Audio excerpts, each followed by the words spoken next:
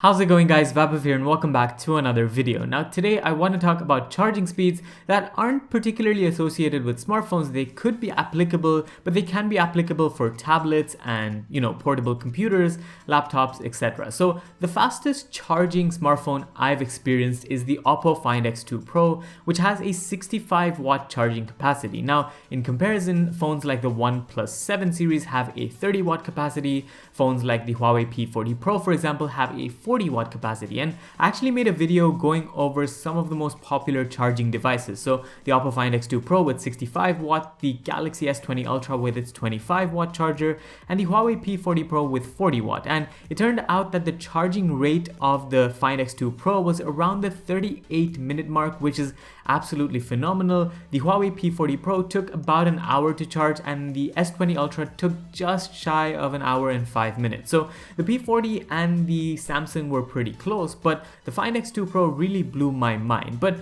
what really happens to smartphones when they charge at such high speeds? Now, that's a very interesting question, and I've been using the OnePlus 7T Pro for the past month or so now, and I've been using the 30-watt charger that's provided with the phone, and it turns out it does have a negative impact on battery life. And that's something I want to get into with the 65-watt charging speed, because at face value, charging your phone from 0% to 100% in just 38 minutes sounds phenomenal, but it does have a negative impact on battery life. And for that, I actually installed this application called Battery. Now, I don't know if you can see this on screen, but basically if you click on the health tab down in the bottom, it gives you an estimated capacity and a design capacity of the battery that's on your smartphone. You can go ahead and download this application using the link down in the description if you're curious, but basically the estimated capacity of my battery now is 3,755, whereas the design capacity of the battery is 4,080 milliamp hours. So that's a reduction of almost 10% in terms of battery capacity. So my battery health stands at 92%. And this isn't very uncommon. I mean, smartphones and tablets and laptops, pretty much all of them go through battery depreciation, but I feel like when you're going through faster charging speeds, that happens at a rapid rate. Now, before I used this phone for the past month, this was pretty much lying around, so it didn't have that much of usage, but since I've been using it, it's already shown a depreciation of almost 10%, which is a bit surprising and worrying for smartphone users who want to use their phones for maybe 2 or even 3 years, because if they're using a 65-watt capacity like on the Oppo Find X2 Pro, for example, they're going to see a depreciation of battery very quickly. Now, this is really hard to gauge when you're using the phone for 2 or 3 weeks and reviewing it, but when you use it over a period of time, at least 1 year or so, it starts to get more notable. And that brings me on to the topic of discussion for this video, which is 120-watt charging speeds on the Xiaomi 120-watt charger that sort of leaked a couple of days ago. I think it was 2 days ago. Let me actually open it up and show you guys what I mean by that. So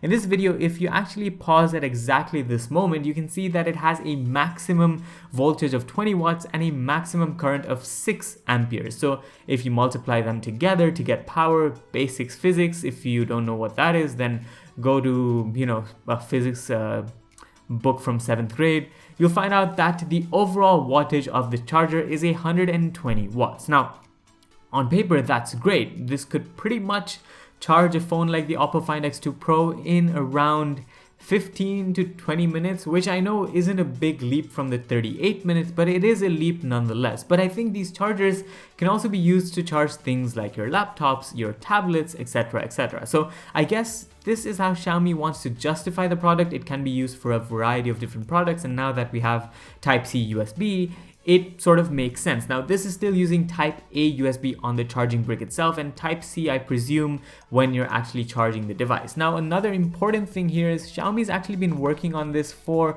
about a year now. So this video came out in March 2019, which is more than a year old, but it basically demonstrates what 100-watt charging can do to a 4,000 milliamp hour battery. And as you can see, the timer on the right and the charging speed on the left, this is absolutely phenomenal. This thing goes to about 50% in just 7 minutes of charging. Yes, this is minutes.